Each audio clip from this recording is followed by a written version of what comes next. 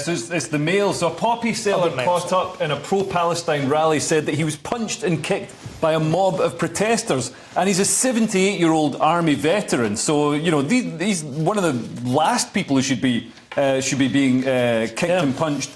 So he said, I was getting shoved backwards. There's a picture on the front cover of the throngs. There's 1,200 people there, which is just shy of the number of people who are murdered and kidnapped in Israel. And a huge throng around him. And he said, I was getting shoved backwards in danger of falling, and one of them stood on my foot and split my toe. So I thought, I've got to get the money out of here, because he's in Scotland, so somebody is going to run off with it. Buy another poppy-related product. You can say that. Yeah. But yeah, obviously in Scotland they melt down the red poppies to make heroin.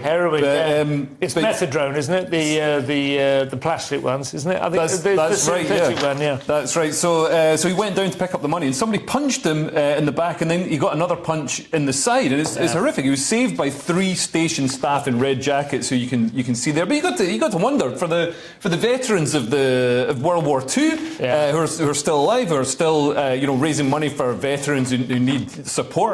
I mean, what did they fight for? They fought to keep Britain free from vicious anti-Semitic mobs, and what do we have in Britain right now? We've got these vicious anti-Semitic mobs who want to. I mean, I'm not saying everybody in these marches wants to wipe out Israel and wipe out Jewish people, but they're certainly marching alongside and chanting the same words as people who do. I saw a photograph that was widely shared, Nick. I don't know if you saw the same one on Twitter and so on. An old fella with 2 women, surrounded by hostile-looking protesters. I don't know if it's the same station.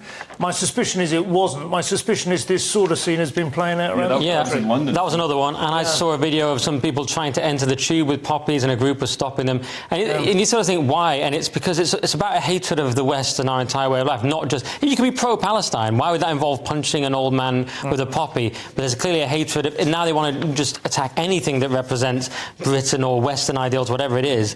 And I'm one of these people. I think the march should be cancelled, because I was thinking about this today. It's like this. I care about free speech, but I care about my country more. And I think there is a time when, we don't have in England a sort of written constitution. We don't have some sort of rationalist top-down thing like Marxism. We just have generations who have an instinct for what is right and what is British. And I think the fact that people have polled strongly against staging the march just means that it shouldn't go ahead, because that's what the people of Britain have decided. And there's a subtle point, because I know a few people have said, in what way is it inappropriate to be marching for peace, assuming that's, you take that, but in what way is it to be marching for a ceasefire? How is that inappropriate on Armistice Day? And the reason it's inappropriate is Armistice Day is not about peace breaking out. It's about the sacrifices that were made in the previous 4 years in the First World War, 5 or 6 years in the Second World War, and so on. The amount of sacrifice, the amount of blood that was spilled in order to protect what it is you return to afterwards, right? Rather than just peace at any cost. Yeah, absolutely. I'm in favour of the march going ahead, but we should certainly dig a big hole and cover it with leaves and funnel everybody into it. Well, it kind of feels to me in a way like they are marching into an elephant trap. In a way, I think there's a serious danger of quite a lot of that. Which side? It's going to be very interesting.